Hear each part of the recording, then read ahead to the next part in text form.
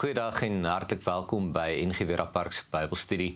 Ons gaan hierdie week saam kyk na 1 Petrus 2 van vers 19 tot by vers 25. Ek gaan die gedeelte lees uit die 2020 vertaling uit. Jy is welkom om saam te volg hierso op die skerm of in 'n Bybel wat jy by jou het. So dis 1 Petrus 2 van vers 19 tot by vers 25. Dit is immers genade as iemand omdat hy met God rekening hou, onregverdig lyding verduur. Want watter aanprysing is daar vir julle wanneer julle oortree, lyfstraf ontvang en nogtans daarmee volhard? Maar as julle volhard terwyl julle goed doen en dan tog ly, dit is genade by God. Julle is immers hiertoe geroep, want Christus het ook ter wille van julle gelei. Hy het vir julle 'n voorbeeld nagelaat, sodat julle in sy voetspore kan volg. Hy wat nie sonde gedoen het nie, en in wie se mond geen bedrog gevind is nie, wat, toe hy uitgeskal is, nie teruggeskat het nie, toe hy gelei het, nie gedreig het nie, maar homself toevertrou het aan hom wat regverdig oordeel, wat self ons sondes in sy liggaam aan die kruis uitgedra het, sodat ons, nadat ons sonde afgesterf het, vir geregtigheid kan leef. Hy deur wie se verwonding julle genees is. Julle was immers verdwaal soos skape, maar nou het julle teruggekeer na die herder en bewaker van julle siele. Nou hierdie gedeelte van 1 Petrus 2 vorm eintlik deel van 'n groter gedeelte waarin die gelowiges aangemoedig word om as God se mense in 'n vyhandige en 'n wantrouige samelewing te leef. Met ander woorde wat daar gebeur het, en as ons gaan kyk in die begin van die Petrusbrief, die mense aan wie hierdie brief geskryf is mense wat in die diaspora is. Met ander woorde, hulle is wyd versprei, hulle is diaspora vertaal nogal goed in Engels met dispersion, so hulle is dispersed, hulle kan nie by mekaar kom nie, en hulle is uit mekaar uitgejaag, juis as gevolg van hulle geloof en hulle godsdiens. So omdat hulle Christene, volgens van Christus is, het daai tyd se Romeinse regering, veral die Pax Romana daai tyd, die Christene vervolg, onder leiding van keiser Nero. So dit is hier 'n tyd van vervolging, waar hulle, al wat hulle verkeerd gedoen het, is dat hulle nie die keiser wou bely as die seun van God nie, maar eerder Christus bely as die seun van God, en nou word hulle daarvoor vervolg. Met ander woorde, dit is 'n onregverdige vervolging, om te ly vir iets wat jy nie verkeerd gedoen het nie. Dit is alles net omdat hulle Christene is wat hulle uiteindelik dan vervolg is, en hulle kan nie eintlik by mekaar kom nie. So, die teks praat spesifiek met mense wat in kwesbare posisies is. Dit is nou mense wat binne in die Grieks-Romeinse huishoudings is, wat eintlik omdat hulle in kwesbare posisies is omdat hulle nou hulle familiebande in alle waarskynlikheid moes verlaat het. In daai tyd het dit so gewerk dat jou beskerming en jou identiteit het behoort aan die groep waaraan jy behoort het. So as jy 'n Jood was, dat jy beskerming binne in die Joodse groep gehad, en nie net, jy weet, beskerming soos in niemand gaan met jou kom beklei nie, ekonomiese beskerming. So het die families besighede met mekaar gedoen, alles op grond van ooreenstemming van godsdiens. So hulle is uit mekaar uitgejaag, hulle sukkel om handel te dryf, hulle is finansiëel, sosiaal en ook in terme van identiteit is dit kwesbare mense wat regtig ly onder die magsposisies van daardie tyd. Maar die kern van die gedeelte, ons moet nie die fout maak om te kyk na die lyding van die mense nie, want die kern van die gedeelte is Christus self. So Jesus word hierso voorgestel as die voorbeeld van iemand wat onregverdig gelei het, maar wat nie gereageer het in ongeregtigheid nie. Hy het nie teruggeskel of gedreig of wraak geneem nie. Hy het hom aan God oorgegee wat regverdig oordeel. Okay, so die teks beweeg basies dan hierso van Christus as voorbeeld na Christus as verlosser. Met ander woorde, die uitkoms van hierdie lyding is Christus self. Dit is nie net jou aandeel in Christus wat jou lyding uiteindelik heilig maak nie, maar dat die uitkoms van hierdie lyding die verlossing in Christus is, en dat die verlossing in Christus ook baie groter is as die lyding wat ons hierso op aarde dan nou verduur. En uiteindelik is die slotbeeld van hierdie teks baie belangrik, is 'n beeld wat ons reg deur die Bybel kry, Christus as die herder en die opsiener van hulle lewe. En daardie beeld van herder, skape, kry ons reg deur die Bybel, ook byvoorbeeld Jesegiel 34, Johannes 10, so Psalm 23 en talle ander tekste, waar ons hierdie beeld kry van God as herder en by implikasie ons as die kudde of die skape. As ons bietjie gaan kyk na van die teologiese temas wat hierdie gedeelte ons vandag mee konfronteer, of dit wat ons kan leer uit hierdie gedeelte oor wie God is en wie ons is en ons verbintenis aan God, is daar so die onregverdige lyding en getrouheid aan God. Dat binne in onregverdige lyding is daar so getrouheid aan God. So die teks maak 'n onderskeid tussen lyding as gevolg van verkeerde optrede. So lyding as gevolg van verkeerde optrede is basiese oorsaak en gevolg. Jy het die uitveer gesteel, so jy moet detensie sit. Maar hierdie, jy het nie die uitveer gesteel nie, maar nou moet jy nog steeds detensie sit. So dis onregverdige lyding, maar lyding ter wille van 'n gewete voor God. So ten spyte daarvan is getrouheid aan God nie onderwerp aan dit wat aan die lyding wat jy verduur nie. Met ander woorde, getrouheid aan God moet onkondisioneel wees. Dit kan nie bepaal word deur die lewensomstandighede van die leser. En dis 'n harde realiteit, nê, want Petrus is eintlik bedoel om 'n brief van bemoediging en vertroosting te wees, om eintlik te sê, maar onthou wie julle is, moenie verloor wie julle is as Christene binne in hierdie konteks van lyding nie. Die tweede teologiese tema daarso is Christus as voorbeeld.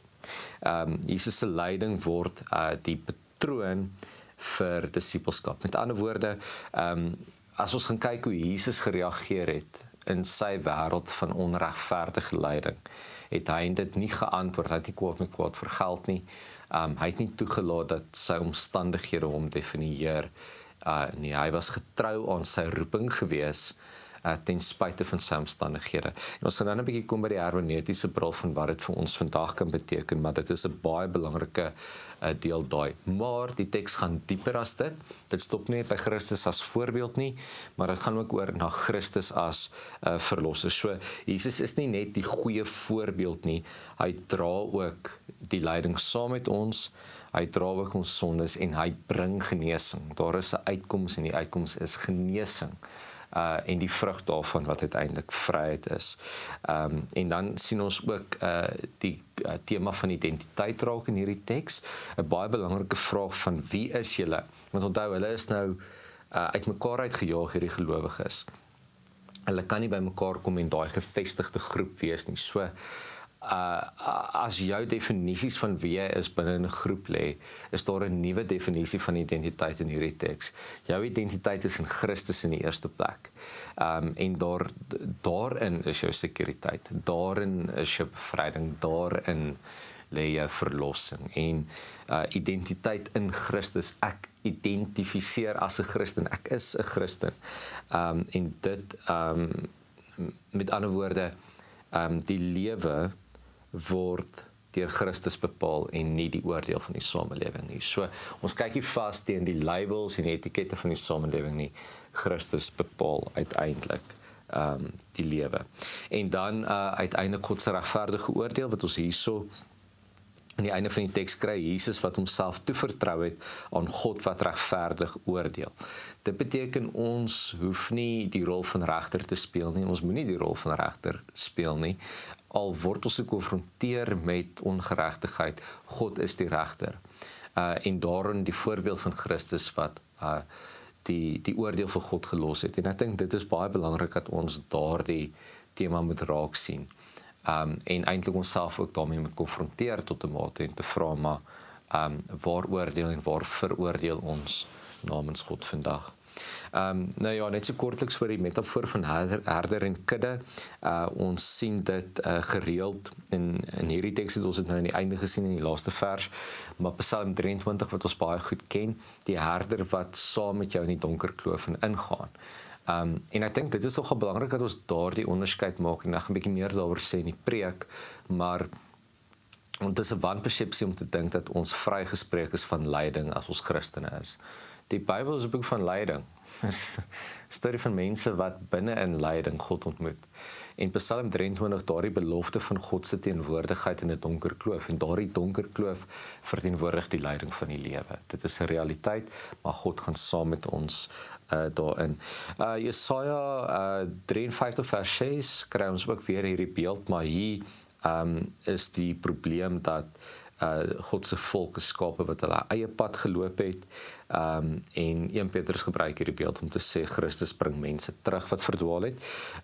Jesegiel 34 word Israel se leiers gekritiseer as slegte leiers wat hulle self voed terwyl die kudde verwaarloos word. So hierdie beeld van herder wat slegte herders wat ons ook van lees in Johannes 10, die slegte herders wat die skape wil mislei. En ek dink dis nogal 'n belangrike vraag vir ons net om 'n knoop te maak, ook weer bietjie meer oor daar in die preek, maar wie volg jy? Wat se herder volg jy vandag? En waarheen word jy gelei? Om regtig net 'n bietjie onsself te vra, maar deur wie word ons beïnvloed vandag om op 'n bepaalde manier te leef en op te tree.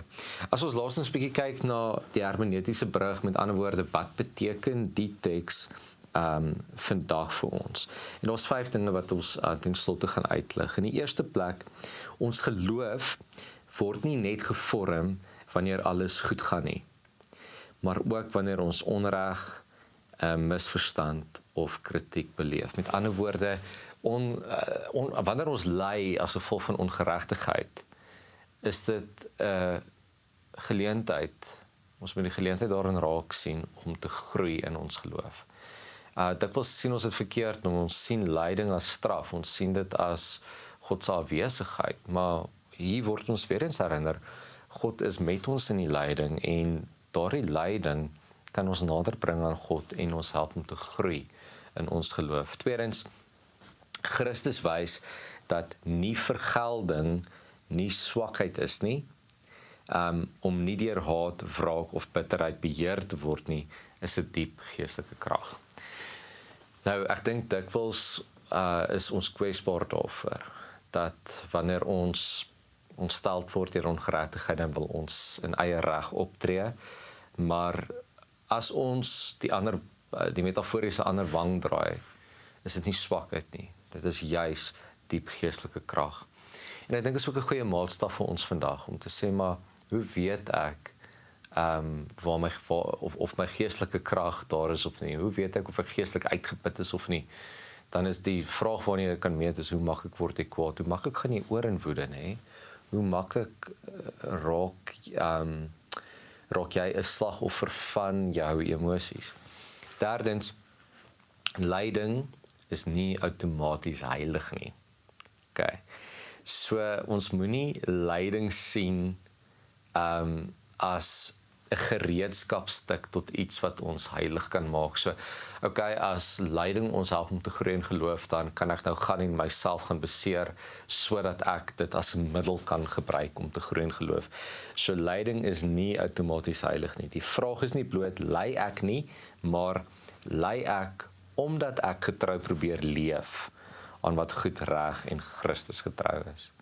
So lyding word heilig wanneer ons nie toelaat dat die lyding van die lewe ons identiteit as Christene affekteer nie, maar dat ons kan leer om Christus getrou te leef in ons roeping ten spyte van lyding.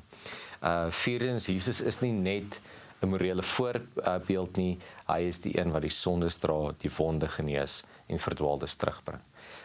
Ons moenie na hierdie teks net kyk en sê, maar onthou, dit is hoe Jesus geleef het, so julle moet ook so leef nie. Ons verbintenis aan Christus eindig nie by ons interpretasie van lyding nie. Dit gaan dieper as dit. Dit is gewortel in juist die bevryding en verlossing van ons siel, dat ons nie slagoffers hoef te wees van ons lyding nie. So, Jesus is nie net die morele voorbeeld nie, hy dra die sondes, hy genees die wonde, en hy bring terug die wat verwaarloos is. En dan laastens, en ek dink hierdie is ook 'n goeie noot om op af te sluit, is die roeping van die kerk. Die kerk behoort 'n kudde te wees waar mense nie verder verwond word nie, waar mense nie verder seer kry nie, maar deur Christus se herderskap versorg, beskerm en herstel word. En ek dink dit is iets wat ons as kerk in die wêreld altyd baie goed regkry nie. Ek weet dikwels is die kerk 'n plek waar mense al seer gekry het, nê. En ek dink ons moenie die fout maak om te dink die kerk is perfek in enige opsig nie, maar om eintlik die kerk se gemeenskaplike roeping te sien as nie 'n plek waarna toe ons geloof kan uitkontrakteer nie, maar dat ons die kerk is.